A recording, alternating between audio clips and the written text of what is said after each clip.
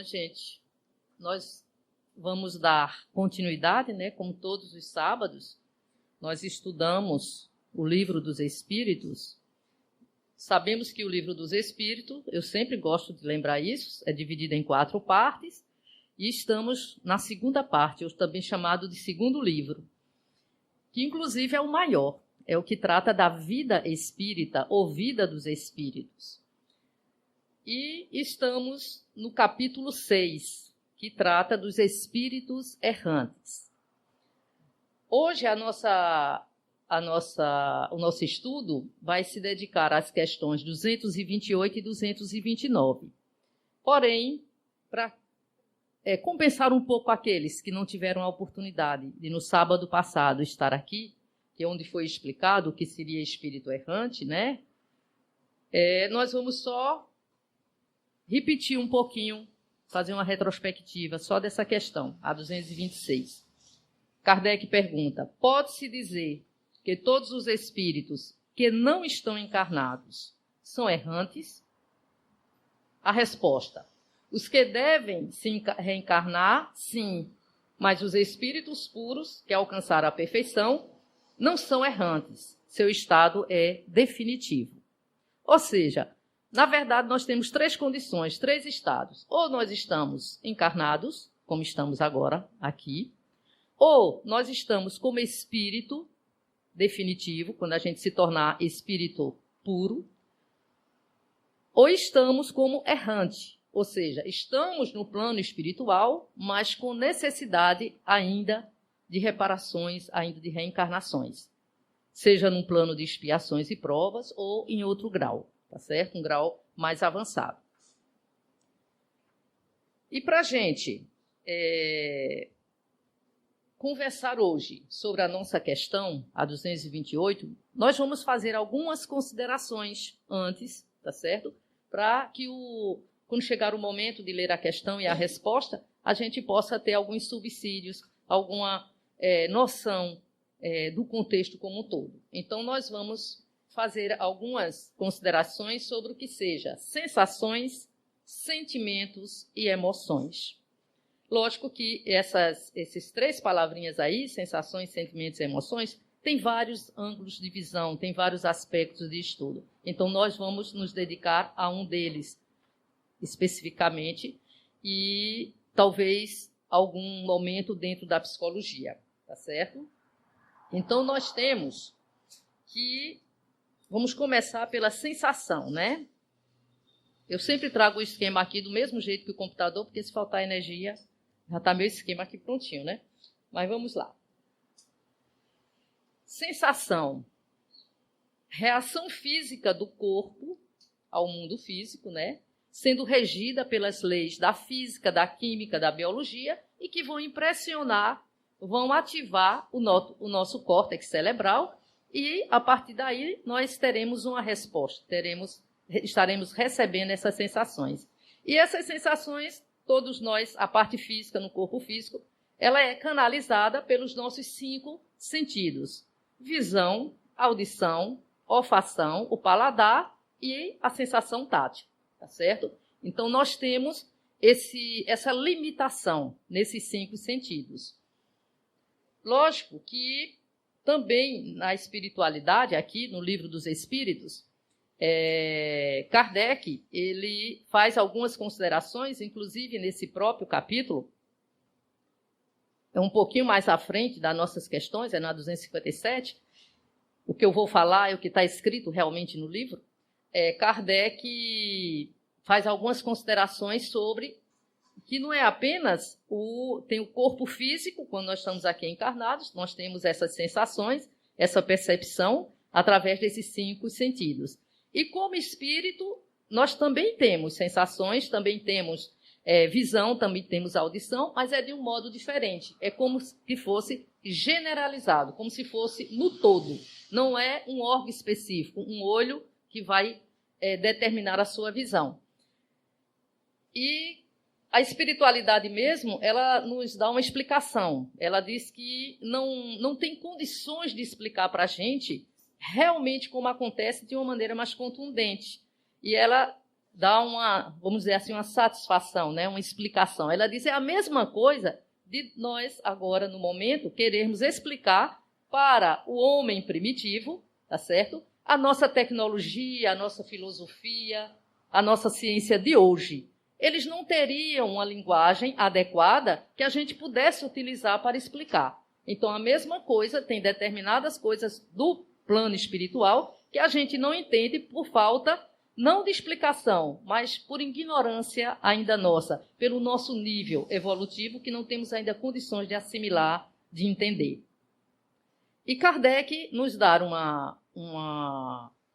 através da espiritualidade, né? Ele nos fala que algo assim importante é a gente ter um estudo mais aprofundado do perispírito, que é justamente o que é o perispírito? O laço que une o espírito ao corpo físico. Ele serve de intermediário, né? Traz informação do espírito para o corpo físico e do físico para o espírito. Então, quando a gente se aprofunda nesse estudo, que não é um objetivo nosso hoje, mas quando a gente se aprofunda, a gente vai entender determinadas coisas. Porque, por exemplo, quem tem alguma participação ou já teve numa reunião mediúnica, a gente vai perceber que o espírito comunicante, ele reclama de dor, ele reclama de fome, ele reclama de frio.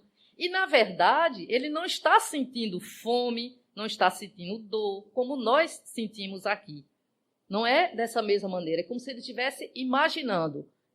É diferente essa sensação que ele capta.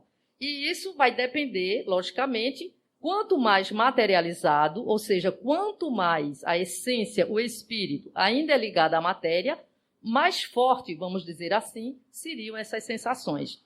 E dá para a gente compreender isso fazendo uma analogia, fazendo uma comparação mais palpável para a gente, mais terra a terra, vamos dizer assim.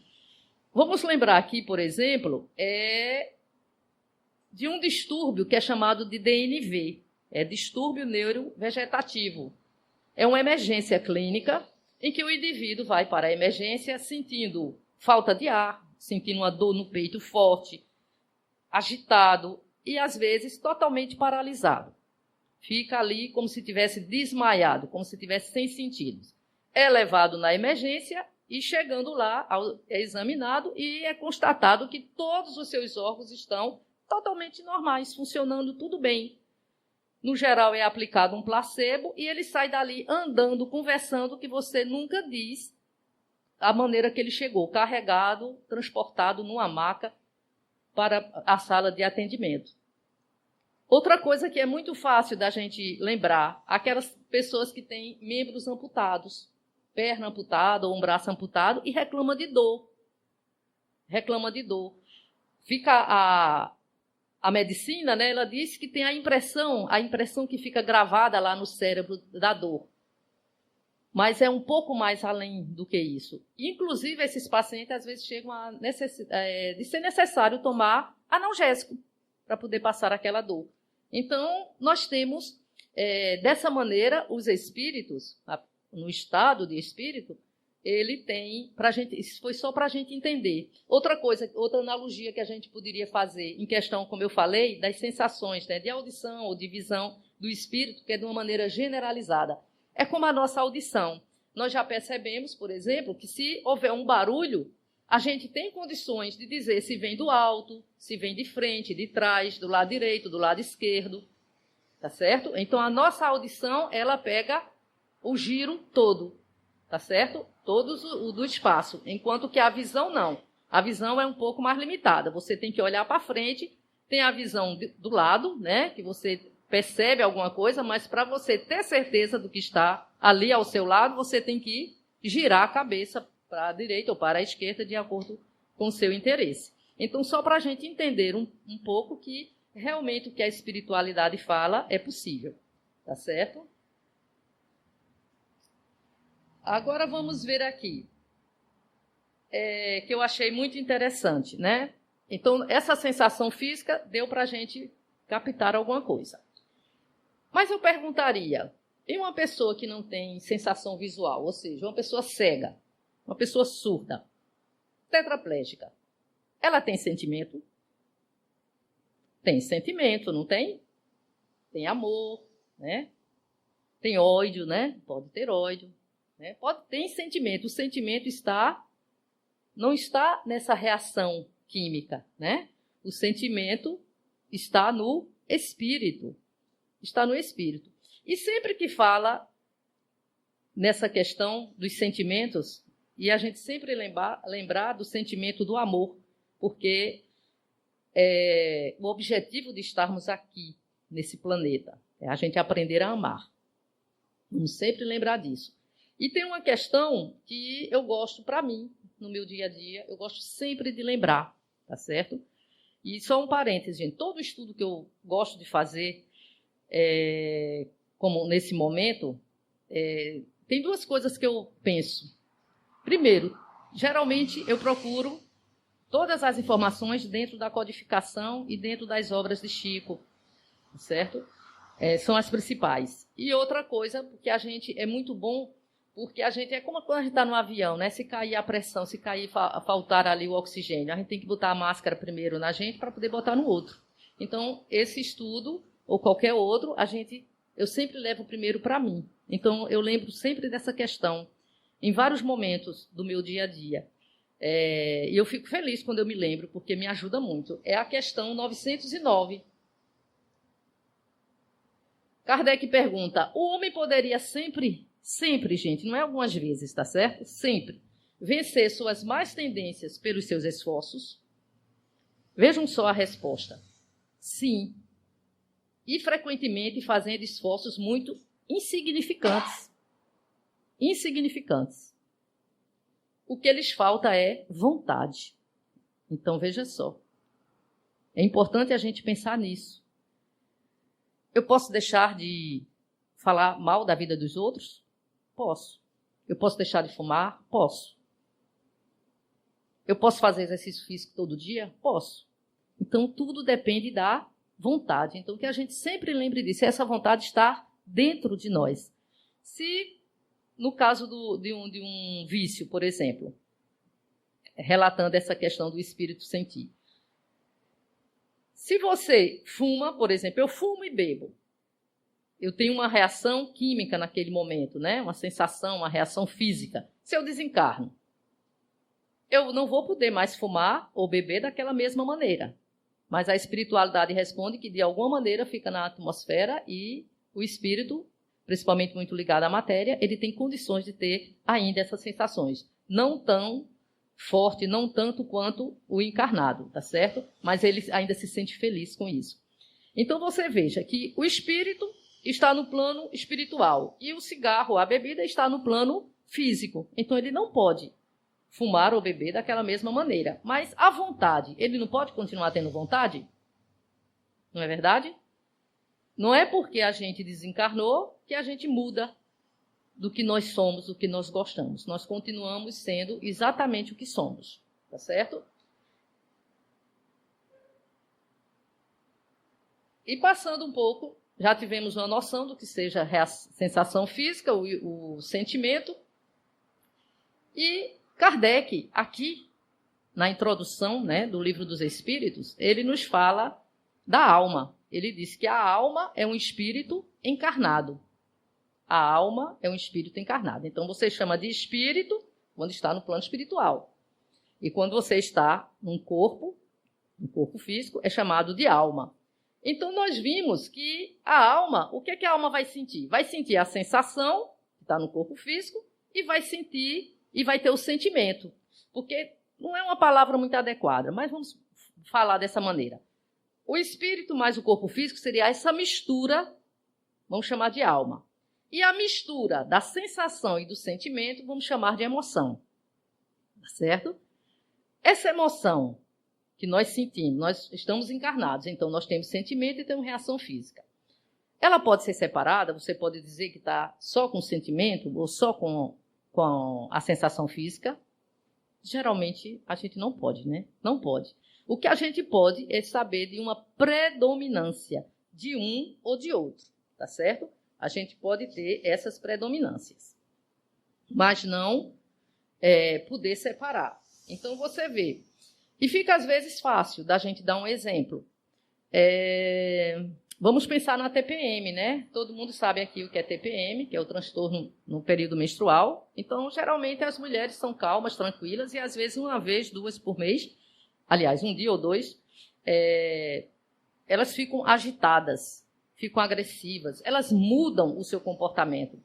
Às vezes, até no trabalho, os colegas de trabalho, o marido nem se fala, os familiares nem se fala. Já conhece, a fulana está naqueles dias, está na TPM. Então, o que é que desencadeia essa TPM? As alterações dos hormônios, tá certo? Alterando o seu comportamento. E ela vai ao médico, por exemplo, e ele passa um Lexotan. Ela toma e ela dá uma melhorada. Às vezes fica bem mesmo, ou tem uma melhora bem acentuada. Então, o que é que a gente observa aí? A parte química, tá certo?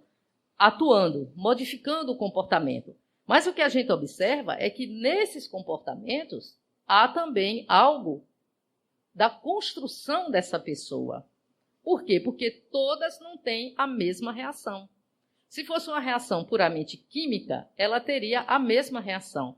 Se fosse apenas a sensação física, a parte material. Mas existe aí o envolvimento dos sentimentos que ela carrega. Então, são diferentes. Inclusive, tem muitas que nem têm, tá certo? Que nem têm essas reações. Então, as emoções, como nós falamos aí, a mistura de sensações mais sentimentos. Essa palavra nós estamos mais utilizando para poder a gente entender melhor, tá certo? Permitem que uma pessoa reaja de uma determinada forma, diante de algum acontecimento, de maneira muito pessoal, pois as emoções são sentidas de formas diferentes para cada pessoa. Isso a psicologia já prova, já mostra isso. Se nesse momento acontecesse uma explosão, aqui atrás, por exemplo, acontecesse uma explosão, nós íamos ter aqui várias reações. Uns iam ficar quietinho na cadeira, às vezes ia ficar com tanto medo que não saía nem do lugar. Outros iam ter um equilíbrio, iam sair devagar, e outros iam ficar desesperados. Então, cada um ia ter, diante do mesmo fato, reações diferentes. E essas reações, nessas emoções, gente, entra em jogo não apenas a parte, a influência material, mas a influência espiritual, a construção de cada um de nós. Em relação aqui a essas emoções, a alegria, a tristeza, a raiva, medo, né, o afeto. Então, diante de cada uma, cada pessoa se expressa, se manifesta de uma forma diferente, tá certo? Vamos dar um ênfase aqui sobre o afeto, né? O afeto, nós já vimos que ele é uma emoção, está presente, né, nos estados de amor, de carinho, e nós vamos ver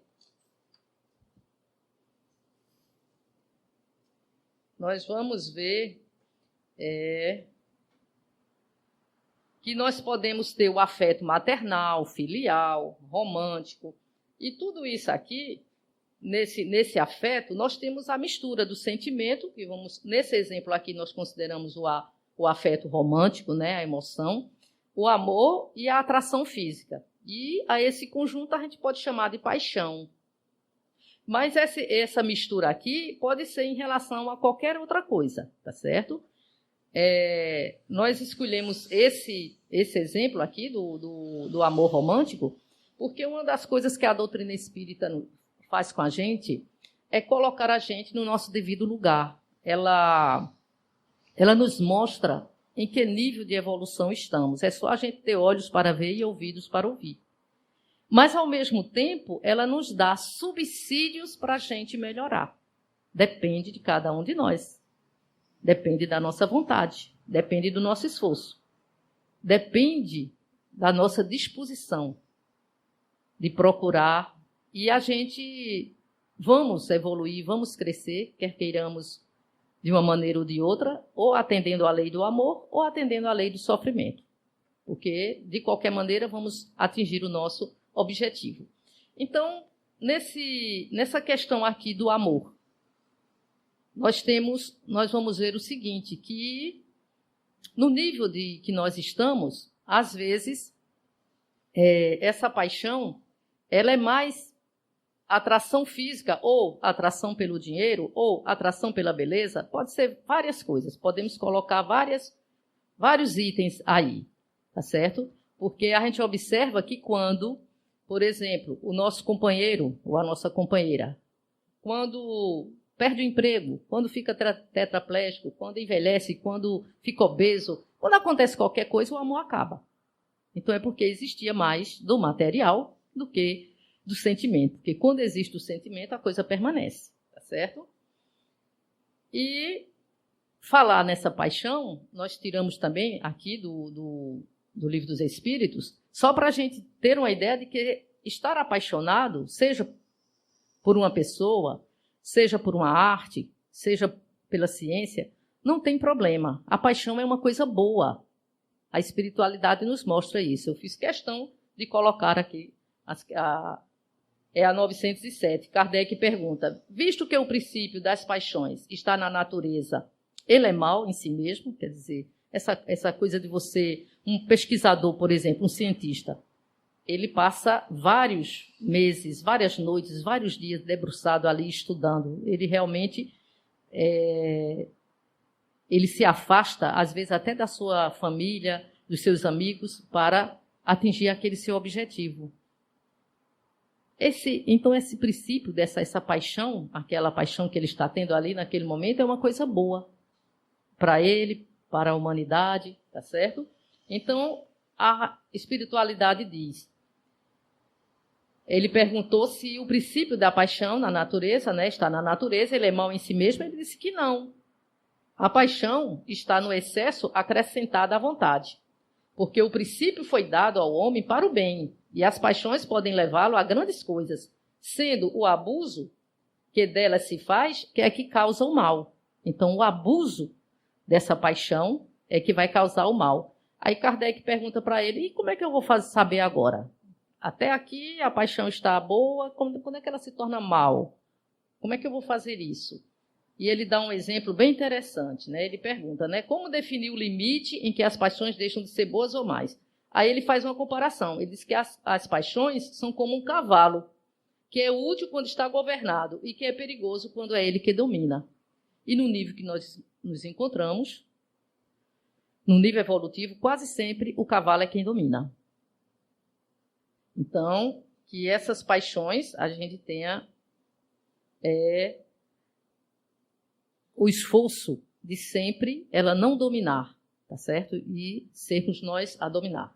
Reconhecei, pois, que uma paixão se torna perniciosa a partir do momento em que não podes governá-la e que ela resulta, né, um prejuízo qualquer a você ou a outra pessoa, ou a outrem. Então, só para a gente ter uma ideia de que realmente essa paixão, tá certo? Ela é boa quando está sendo dominada. E como eu tinha falado, que a doutrina espírita nos mostra em que nível nós estamos, é quando a gente fala aqui também do amor de mãe, que é uma emoção. É uma emoção, não é ainda um sentimento. Sentimento puro, incondicional, como às vezes é tão propagado, né, tão falado, dizendo que é o amor perfeito, é o amor incondicional. E a doutrina ela nos mostra que não é. Nós ainda, no nosso sentimento de mãe, no nosso amor de mãe, há sentimento e há sensação física, instinto, hormônio, orgulho de ser mãe, responsabilidade e tanta coisa junto. E para a gente ter uma ideia de que realmente é verdade, vamos pensar no seguinte caso. Tem um pai, uma mãe e um filho. A mãe, se você perguntar, e se você fizer essa pesquisa, bater de porta em porta, você vai ter praticamente a mesma resposta. Quase todas vão responder que ama mais o filho do que o marido. Claro que eu amo mais meu filho do que meu marido. E os maridos, os pais, são até conformados com essa resposta. Às vezes eles ficam meio tristinhos, mas são conformados. Aí o que acontece? Essa mãe responde também isso, né? Que gosta, que ama mais o filho. Eles morrem. Aconteceu um acidente, morreu. Vai reencarnar. Quando reencarna, vem a mãe, só que agora o que era o marido vem como filho. e o filho vem como marido. Se essa mãe, você perguntar para ela de quem ela ama mais, ela responder que é o filho, ela trocou, né? Porque antes ele era o marido e agora está como filho. Porque, na verdade, gente, o nosso nível de amor ainda é emoção, ainda é essa mistura. Quando nós estivermos realmente com um sentimento puro, a gente vai fazer como alguém que falou, né? Vocês lembram, né? Alguém disse isso. Quem é minha mãe? Quem são meus irmãos?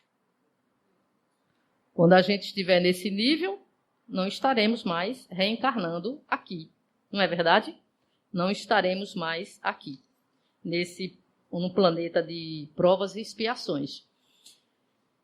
E com essas considerações em relação à parte dos sentimentos, à parte material, nós vemos que a influência material, é isso que a doutrina nos mostra.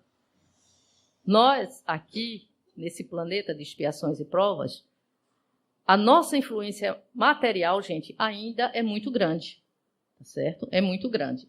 Nós trouxemos aqui um gráfico, que é bem interessante, só para a gente ter uma ideia dessa influência, né? Nesse primeiro, nós temos aqui o Australopiteco. Isso aqui não é um macaco, tá certo? É um homem.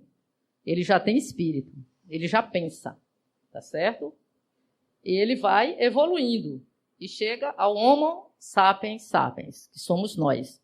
Então, vocês vejam, a evolução dele está aqui. Ele tem isso tudinho aqui, ó, para caminhar. A última encarnação, necessidade de encarnação, quando ele passar, é um espírito puro. Então, para a gente ter uma ideia, tá certo? Estamos aqui, ó, abaixo da metade. Aqui, o gráfico, influência material, influência espiritual. Veja, a influência material no Australopiteco. Praticamente 99% matéria, 1% espiritual. Então, o comportamento desse indivíduo é todo explicado pela matéria, como o seu DNA, o que ele come, o que ele bebe, como ele vive. E nós estamos aqui, ó, mais ou menos aqui, ó, passando uma reta aqui, nós já evoluímos um pouco, né? Já diminuímos aqui a influência material e já crescemos aqui na influência espiritual. E o nosso objetivo é cada vez mais aumentar a influência espiritual e diminuir a influência espiritual. E isso aqui, nós temos, assim, vamos dizer, exemplos, né, que mesmo no nosso mundo, nesse mundo que nós vivemos, nós temos exemplos de pessoas que reencarnam, de seres humanos que reencarnam e que eles apresentam uma influência espiritual maior do que uma influência material. Em vários aspectos, tá certo? Em vários aspectos. Porque nós sabemos que durante o nosso planejamento da reencarnação, nós temos condições já de participar de uma maneira já ativa nesse planejamento. Lógico que com limitações, com coordenação dos espíritos mais elevados, tá certo? Não é tudo que a gente quer, do jeito que a gente quer, não. Nós dependemos da nossa genética. Por exemplo, ao nosso físico, cor de olhos, altura, tendência para determinadas doenças, tudo isso a genética determina no nosso nível. Mas existe alguns que vai ter condições do seu espírito, através da coordenação, né? Como nós sabemos que é coordenado através ele manda o comando através do perispírito, e escolher, vamos dizer assim, determinado espermatozoide, determinado óvulo, e ter uma constituição diferente ou uma constituição melhor, alguma coisa de acordo com o que aquele espírito tem vontade. Já que a sua influência espiritual, o seu nível evolutivo já permite isso. Existem alguns casos na ciência que acontecem, né? Sempre aconteceram, antes era mais raro de chegar ao nosso conhecimento, porque não havia a internet, né? Mas hoje nós temos alguns fatos que intrigam a a ciência. Nós temos, por exemplo, esses casos, né? Do casal, esse em cima, esse aqui. Esse primeiro, um casal negro dá à luz a menino branco e loiro no Reino Unido. E esse aqui, da filha de um casal de nigerianos, radicados em Londres, intrigou geneticistas e especialistas na Inglaterra, tá certo? Isso aqui, um dos primeiros casos que houve, que foi nos Estados Unidos, de um casal negro que teve um filho loiro, não é um filho albino, tá certo? Os geneticistas, os especialistas estudaram, porque o albino, ele é negro, mas apenas não tem pigmento. Mas esses não, eles são caucasianos, eles são brancos realmente, loiros realmente, tá certo? Um dos primeiros casos que foi divulgado na época, então acharam que podia ter sido o bebê trocado, né? Como nesses casos aí, poderia se pensar, vou trocar o bebê. Não. Mais para frente, como esses casos aqui são mais ou menos recentes, 2014, 2012. Então, inseminação artificial, também não. Traição, também não. Primeiro que a genética, ela explica, inclusive, os antecedentes de cada casal desse, tanto do pai quanto da mãe. 4 gerações anteriores dele, são todos negros. Então, para ele ter um filho loiro de olho azul, geneticamente seria impossível, porque eles não teriam o gene recessivo. Não sei se a maioria aqui lembra, no ensino fundamental, até no ginásio a gente já estuda a lei de Mendel, que para ter um olho azul tem que ter o azinho pequeno com azinho pequeno para poder dar o olhinho azul. Né? E um deles, mesmo que a mulher tivesse traído com um loiro de olhos azuis, ainda não teria condições, porque ela não teria esse gene recessivo para doar. Então, a criança não nasceria com os olhos de cor azul, tá certo? E outro caso bem interessante, que é o oposto, vamos ver aqui. Esse aí eu trouxe porque ele é conhecido, né, mundialmente. Ele nasceu em 1790, Champollion. Ele se tornou famoso, importante, principalmente decifrou, né, a Pedra de Roseta. Ele nasceu em uma aldeia na França, nos Alpes da França, onde todos os moradores eram loiros, tá certo? Possuía 6 irmãos loiros, de olhos azuis, e ele nasceu de pele morena, cabelos escuros, olhos escuros amendoados. Então, ele foi uma verdadeira aberração. Inclusive, ele foi rejeitado pelos pais. Ele foi uma criança rejeitada, provavelmente por essa questão de ser tão diferente dos seus irmãos.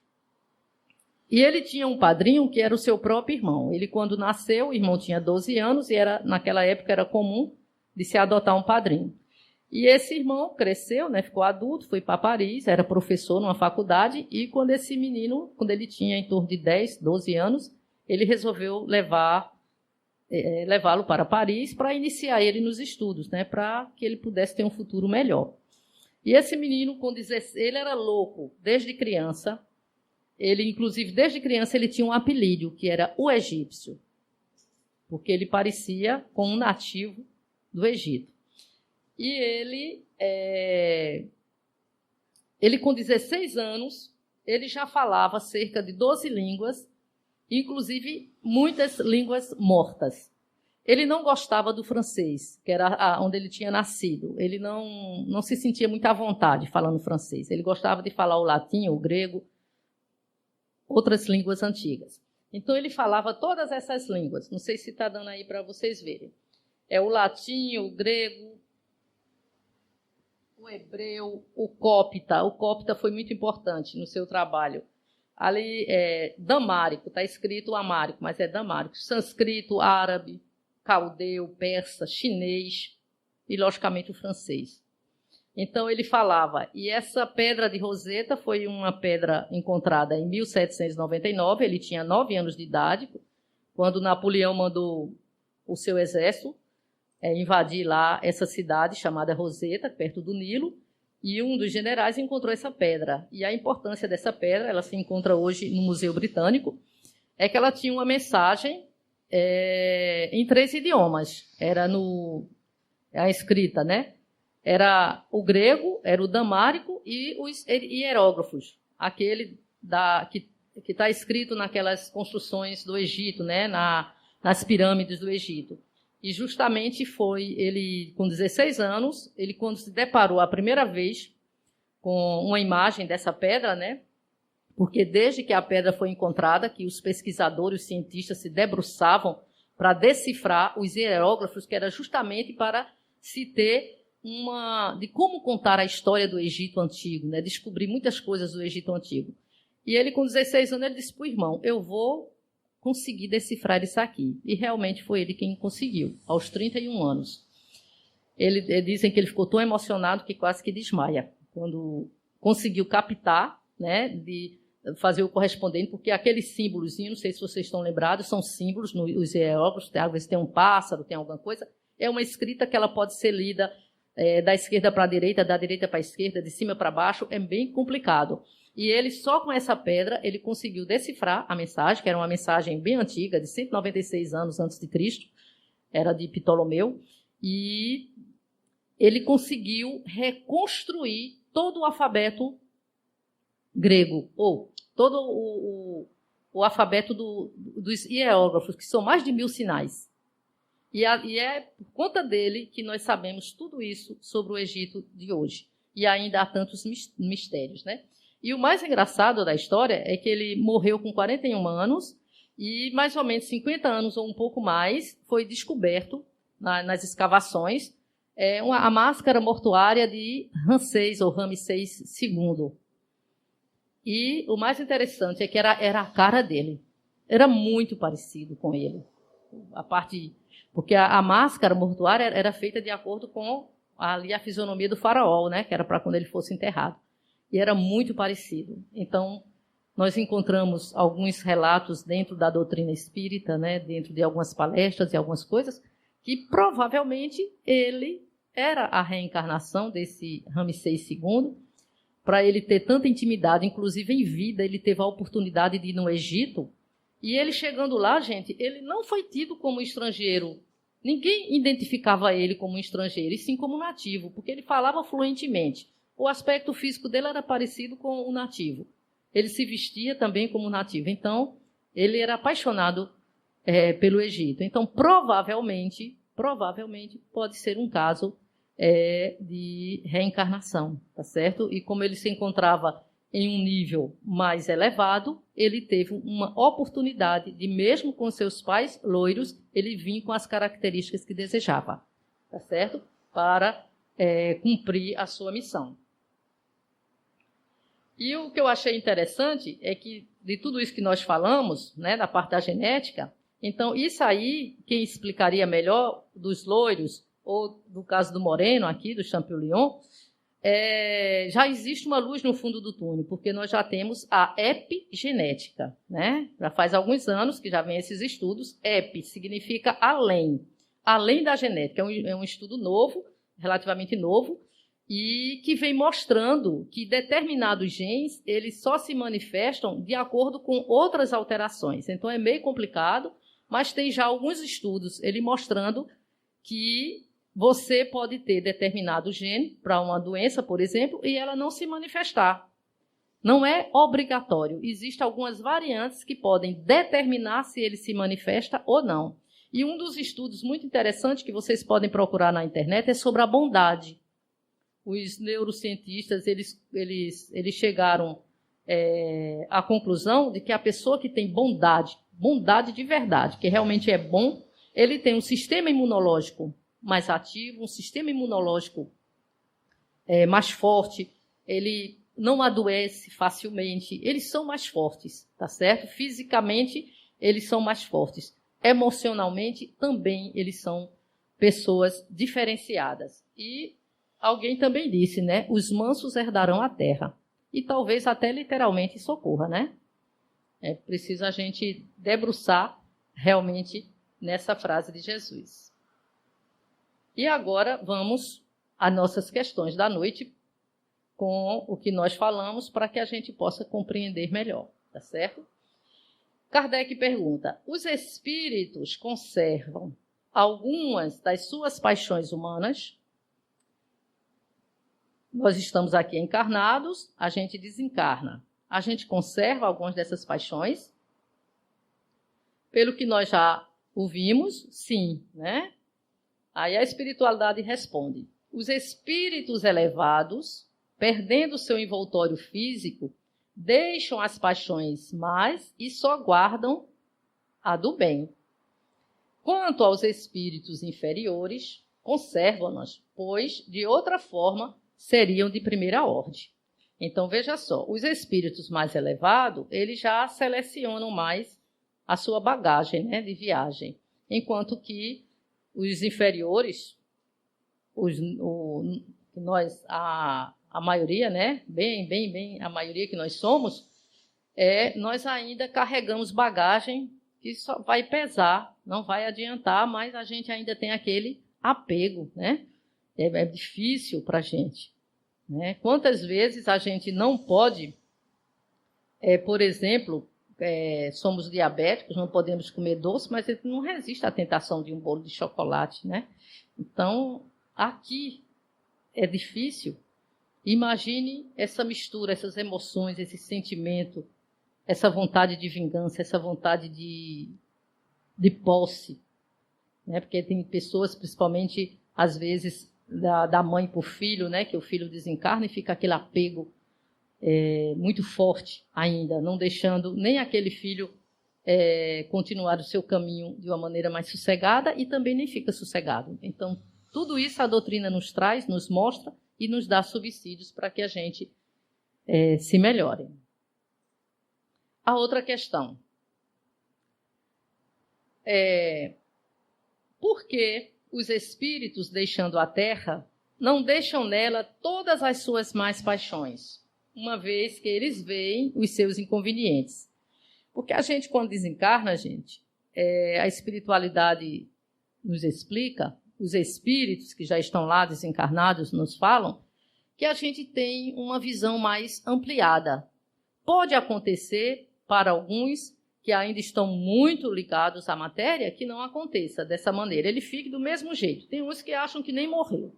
Já começa por aí. Acha que está ainda nesse plano e fica até reclamando porque ninguém dá mais atenção para ele. Mas a grande maioria já tem condições de perceber, né, que está do outro lado. E, às vezes, ele nota, ele percebe, ele pode perceber os inconvenientes de determinados sentimentos, de determinadas coisas que ele levou. Mas é difícil para a gente. Então, tem que ter realmente muita vontade. A resposta, olha, ele perguntou, né, por que os espíritos, deixando a Terra, não deixam nela todas as suas más paixões, uma vez que eles veem os seus inconvenientes? Aí a resposta: tens nesse mundo pessoas que são excessivamente invejosas. Acreditas que mal deixando esse mundo, perdem seus defeitos? E essa questão aqui da inveja, gente, foi realmente importante eles colocarem para a gente parar e refletir. É um sentimento, é algo que a gente tem que é muito doloroso, que nos faz muito mal mesmo.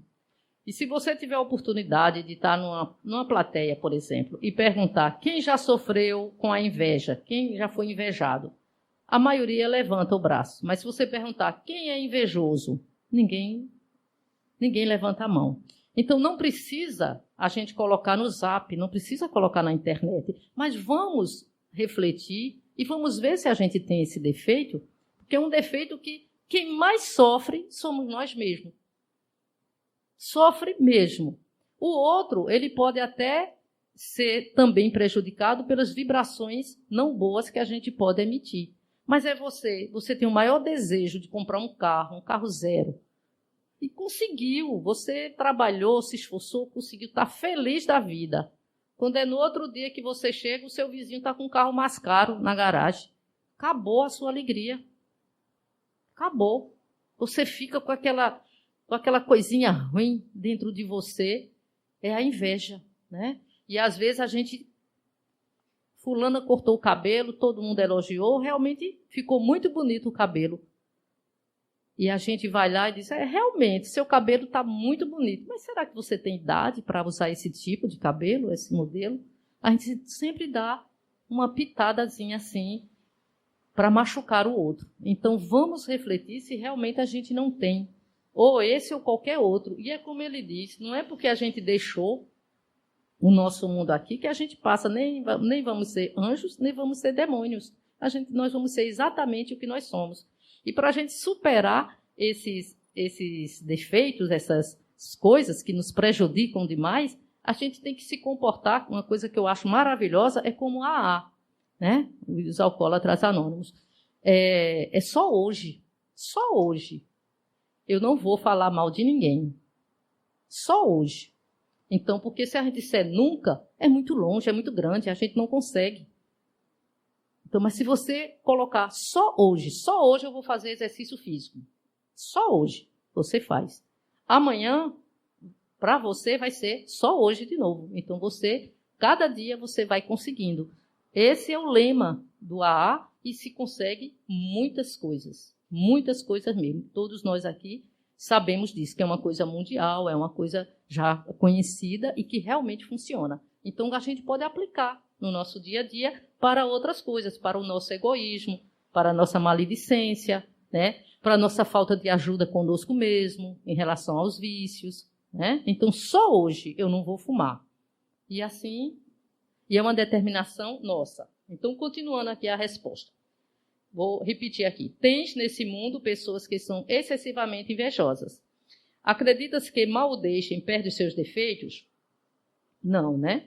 Depois de sua partida da terra, sobretudo para aqueles que têm paixões bem acentuadas, resta uma espécie de atmosfera que os envolve e conserva todas as suas coisas más, porque o espírito não está inteiramente desprendido. Então, vocês notam que aí a questão da nossa ligação com a matéria faz conta muito, né? Quanto mais ligados à matéria, mais fortes vão ser esses laços, mais difícil para a gente, mas se consegue.